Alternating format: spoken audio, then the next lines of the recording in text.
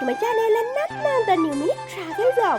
তো আজকে আমি একা না, আমার সাথে রয়েছে আমার মামি আর বড় মাসি। আর আজকে আমরা চলে যাচ্ছি কৃষ্ণনগর মায়াপুরে। দেখো, ট্রেনের একটা সুন্দর ভিউ দেখতে দেখতে কিন্তু আমরা যাচ্ছি। আর কিভাবে যাচ্ছি, ওখানে কি কি দেখতে পেলাম, পুরো ব্লগটা এন্ড অবধি দেখো জানার জন্য। দেখো, আমরা কিন্তু দাঁড়িয়ে রয়েছি কৃষ্ণনগর প্ল্যাটফর্মে। তো এখান থেকে বেরিয়েই আমরা টোটো ধরবো। এখান থেকে কিভাবে যাচ্ছি দাঁড়াও তোমাদেরকে দেখিয়ে দিচ্ছি। সেটা দেখো, এটা হচ্ছে কৃষ্ণনগর স্টেশন। তো ফার্স্ট হচ্ছে আমাদের এখান থেকে বেরোতে হবে।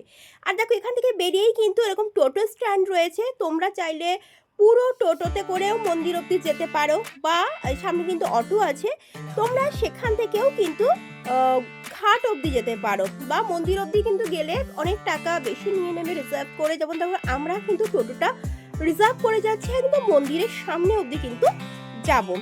এখন আমরা ঘাট পেরোবো না, ফেরার সময় কিন্তু ঘাটটা পেরোবো। আর রিজার্ভ করলে টাকাটা কিন্তু অবভিয়াসলি অনেকটাই বেশি নেয়। আর তোমরা যদি মনে করো একটু কম খরচে আসবে, তাহলে কিন্তু তোমরা অটো করে নিতে পারো। সেক্ষেত্রে কিন্তু অটো নেবে মাথা পিছু 30 টাকা ঘাট অবধি যাওয়ার জন্য।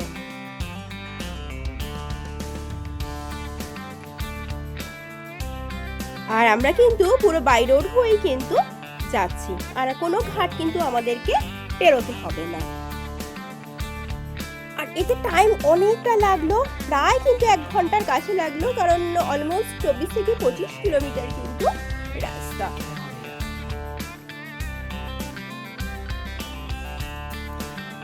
আর কোথায় যাচ্ছি সেটাই তো তোমাদেরকে বলা হলো না। আমরা কিন্তু আজকে যাচ্ছি কৃষ্ণনগরের যে মায়াপুরের ইসকনের টেম্পলে। আর রাস্তায় কিন্তু মানে মেইন মন্দিরের আগে কিন্তু প্রচুর মন্দির পড়বে। আর এই জন্যই কিন্তু মায়াপুরকে বলা হয় মন্দিরের নগরী। তো দেখো, এটা হচ্ছে ইসকনের 1 নম্বর গেট। তো আমরা কিন্তু এই 1 নম্বর গেট দিয়ে যাব। এরকম কিন্তু এখানে 4টে গেট আছে। আর এই 1 নম্বর গেট, এটা হচ্ছে পাবলিক এন্ট্রির জন্য রয়েছে। প্রায় 600 একর জমির উপর কিন্তু গড়ে উঠেছে মায়াপুরের ইসকন টেম্পলটি। আর প্রথমে কিন্তু ঢুকতেই এরকম পড়বে একটা ভজন কুঠির, যে কুঠিরটাই কিন্তু ছিল ইসকনের মূল ভিত্তি একসময়, সেই 1970 সালের কথা, যখন এটা প্রথম স্থাপিত হয়েছিল, তখন কিন্তু এই ভজন কুঠিরটি ছিল। আর এটার বৈশিষ্ট্য হচ্ছে এখানে কিন্তু 24 ঘন্টা জুড়ে হরিনাম সংকীর্তন হয়ে থাকে।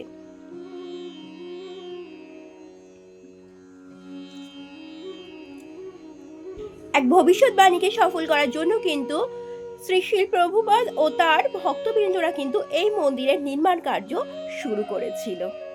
বিশাল এই মন্দির, অসম্ভব সুন্দর। আর শুধুমাত্র এটা কৃষ্ণনগরের নয়, এটা ওয়েস্ট বেঙ্গলের নয়, পুরো পৃথিবীর সব থেকে বড় বৈদিক মন্দির কিন্তু এখানে স্থাপিত হতে চলেছে। মন্দির এরিয়ার ভিতর কিন্তু ভীষণ পরিষ্কার পরিচ্ছন্ন, সাথে কিন্তু রয়েছে ভীষণ রকম রেস্ট্রিকশন। আর এখানে কিন্তু বৈদিক ইনস্টিটিউটের কোর্সও করানো হয়, সেটা কিন্তু এখানে বোর্ডগুলোতে দেখলাম। আর মন্দির এরিয়াটা এতটাই বড় যে পুরো মন্দির এরিয়াতে মানে পায়ে হেঁটে প্রদক্ষিণ করা কিন্তু অসম্ভব হয়ে যায়। মন্দিরের ভেতর লিটারালি কিন্তু এখানে টোটো চলে, মানে মানুষ টোটো করে কিন্তু এখানে মানে ঘুরে বেড়ায়, যারা হাঁটতে পারে না।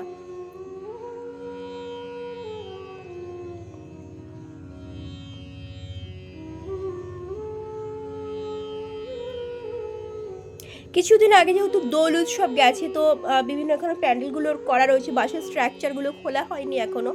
তো বর্তমানে আমি দাঁড়িয়ে রয়েছি কিন্তু পৃথিবীর সব থেকে বড় বৈদিক মন্দিরের সামনে। অসম্ভব সুন্দর এই মন্দির, অনেক জায়গা জুড়ে। আর দেখো, আমার সাথে রয়েছে আমার মামি মাসি, ওরা এসে এখানে ভীষণ রকম এক্সাইটেড হয়ে গেছে। তো এরা কিন্তু দেখতে ব্যস্ত হয়ে গেছে। আর এই দেখো, এই যে সেই নীল গম্বুজের মতন যেটা দেখা যায়, গুগল সার্চ করলেই কিন্তু এই ছবিটাই চোখের সামনে সবার আগে আসে।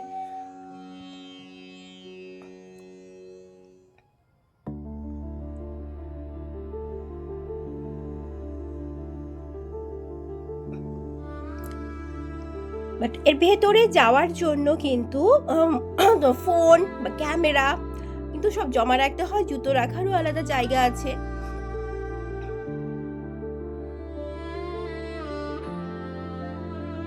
বহু বছর ধরে কিন্তু এর কাজ চলেই যাচ্ছে। গঙ্গা ও জলঙ্গি নদীর সঙ্গমস্থলে কিন্তু এই মন্দির রয়েছে।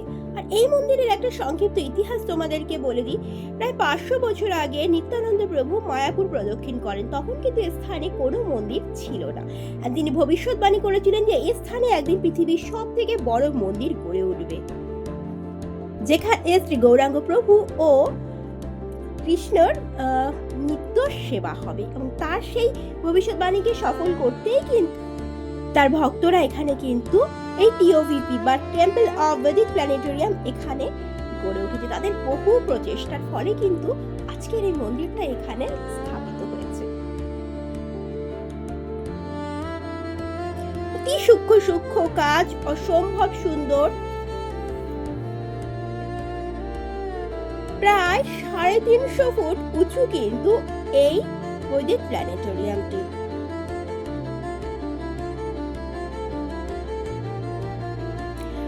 মন্দির এরিয়ার ভেতরে কিন্তু অনেক শপ আছে, ইভেন এখানে কিন্তু প্রচুর খাবারের দোকান, রেস্টুরেন্ট সবকিছু আছে। তবে সব জায়গাতেই কিন্তু ভেজ খাবার দাবার পাওয়া যায়। আর এখানকার প্রধান আরাধ্য দেবতা হলেন শ্রী শ্রী রাধা মাধব ও বজ্রদত্তের মন্দির।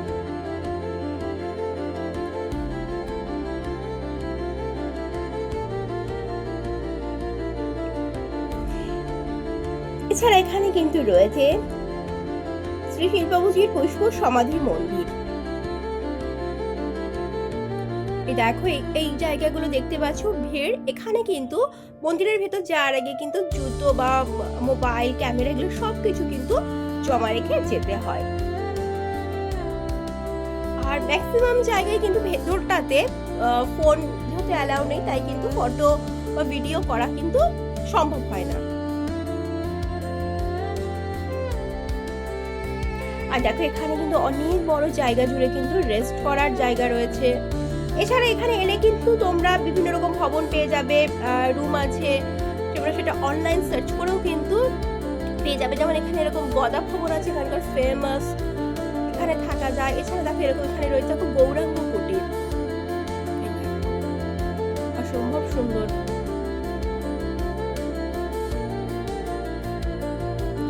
এখানে প্রচুর রুম আছে, অ্যাভেলেবেল আছে। যেরকম ভিড় হয় এখানে রুমও আছে। তবে হ্যাঁ, অনুষ্ঠান যেরকম দোল বা রথযাত্রার সময় কিন্তু সবকিছুই কিন্তু পাওয়া যায় না, তখন অনেক আগে থেকে কিন্তু এখানে বুকিং রাখতে হয়।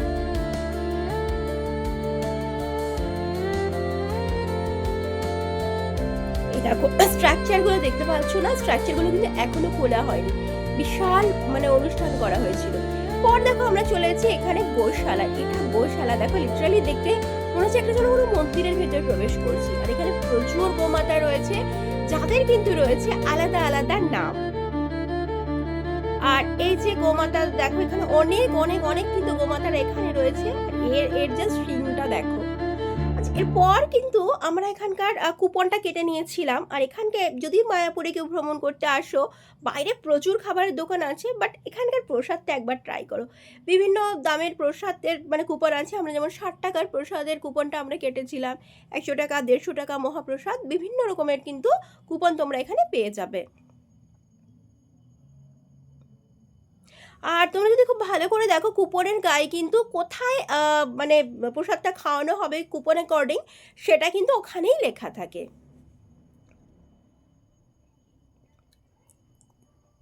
এই দেখো এই জায়গাটায় পুরো দেখো অ্যারো করে কিন্তু দেয়া আছে যে কোন জায়গাটায় দিতে হবে। আর এটা দেখো জাস্ট ভিড়টা দেখো, এটা হচ্ছে প্রসাদ খাওয়ার ভিড়, যেটা কিন্তু প্রসাদ খেতে হলে মোটামুটি 1টা থেকে ওই 2টো 2:30 অবধি কিন্তু মধ্যে কিন্তু এখানে চলে আসতে হয়।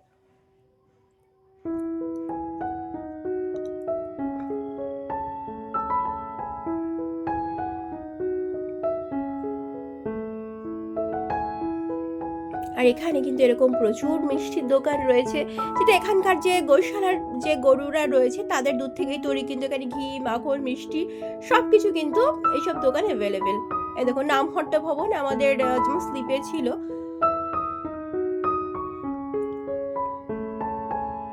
আর তারপর কিন্তু আমরা নিয়ে নিয়েছিলাম এখানে প্রসাদ। আর প্রসাদে ছিল হচ্ছে অন্ন, অন্ন বলা হয়, অন্ন, ডাল, একটা পাঁচমিশালি তরকারি, একটা পনির ছোলার একটা তরকারি, আর ছিল পায়েস। অনেকটা পরিমাণ কিন্তু দেয়। আর এখানে হচ্ছে প্রথমে প্লেটটা এক জায়গা থেকে কালেক্ট করতে হয় এবং খাবারগুলো কিন্তু আলাদা আলাদা জায়গায় দাঁড়িয়ে থাকে, ওখান থেকে কিন্তু কালেক্ট করে নিয়ে আসন গ্রহণ করে কিন্তু বসতে হয়।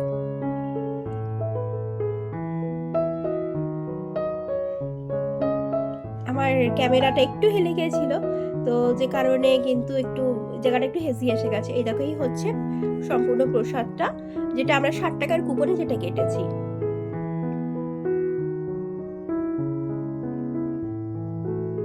দেখো, এখানে কিন্তু এরকম ছোট ছোট অনেক স্টল আছে, যেখানে এরকম তুলসীর মালা বা চাবির রিং, ছোটখাটো মানে জিনিসপত্র আর কি, বা গোপালের যে ড্রেস, এইগুলো কিন্তু এখানে পাওয়া যায়।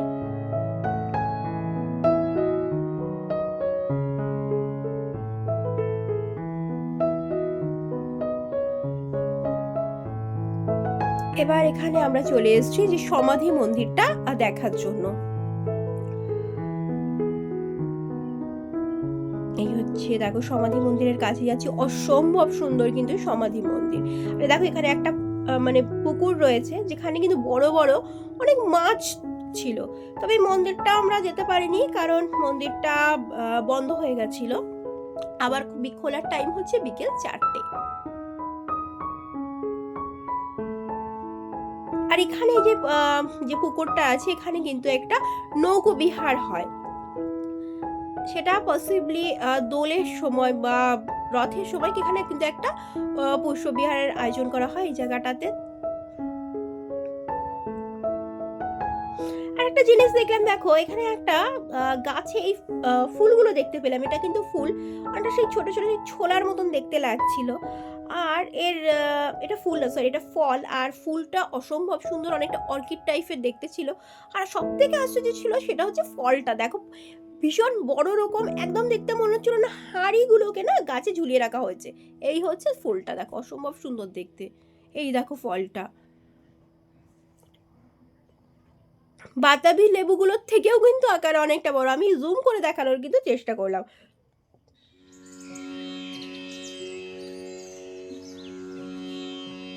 অপূর্ব সুন্দর জায়গাটা, দেখো।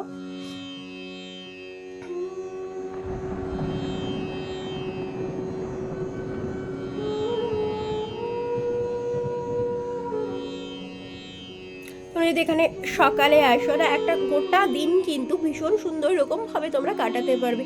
এখানে এসে কিন্তু মানে যদি কম খরচের মধ্যে থাকতে চাও, তোমাদের কিন্তু রুম বুক করারও প্রয়োজন হবে না। এত দেখার জায়গা আছে, সেটা দেখতে দেখতেই যে কখন মানে অনেক সময় পার হয়ে যাবে, বিকেল হয়ে যাবে, বুঝতেই পারবে না। দেখো, এটা নাকি সমাধি মন্দির, এত সুন্দর একটা সমাধি মন্দির।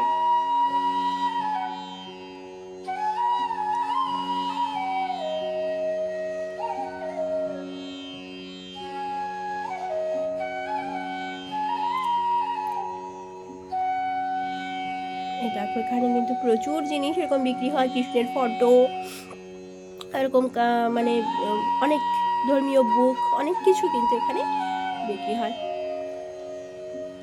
আর অনেক রুলস আছে, যেমন কোনো শর্ট ড্রেস বা অন্য কিছু ওরকম মানে পরে কিন্তু মন্দিরে প্রবেশ নিষেধ। বাইরে থেকে দেখতে হচ্ছে, কেন কি মন্দির তো বন্ধ হয়ে গেছে।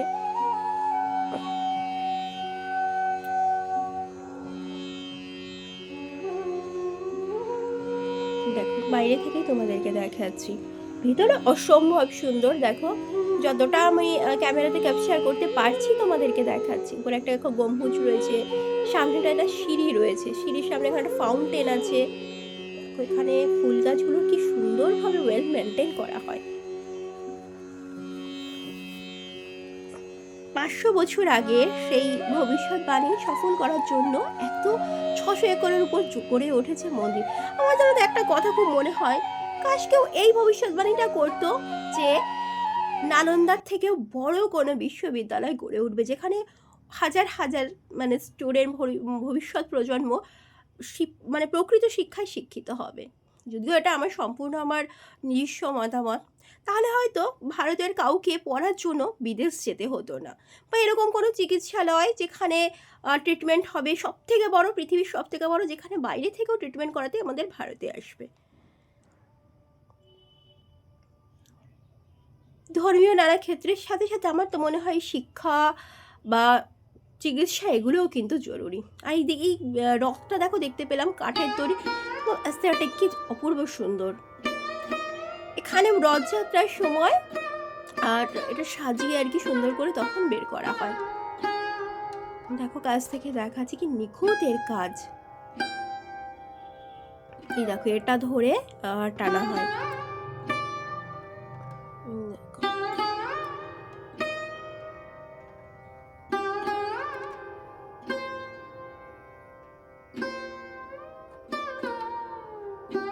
তো তোমরা কিন্তু মায়াপুর এলে অনেকটা একটু সময় নিয়ে এসো, কারণ দেখার অনেক জায়গা রয়েছে আর অনেক কিছু রয়েছে। তবে হ্যাঁ, মন্দিরের ভেতর ঠেতর গেলে কিন্তু ফোন, জুতো এগুলো সব জমা রেখে যেতে হবে।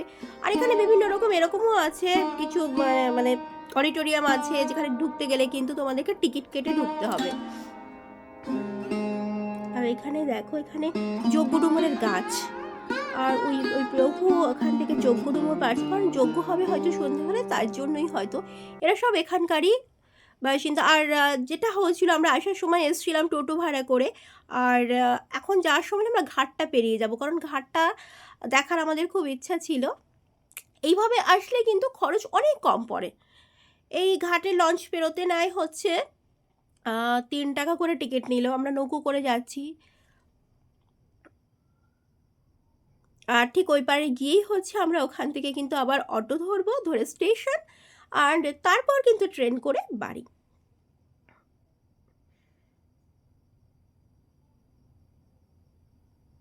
দেখো নৌকাটা কত ভিড় হয়ে গেছে। তো যাই হোক, আজকের ব্লগটা কিন্তু এই অবধিই রাখছি। কিরকম লাগলো অবশ্যই জানিও, ভালো লাগলে একটা লাইক করো, কমেন্ট করো, নতুন হলে চ্যানেলটাকে সাবস্ক্রাইব করে পাশে থেকে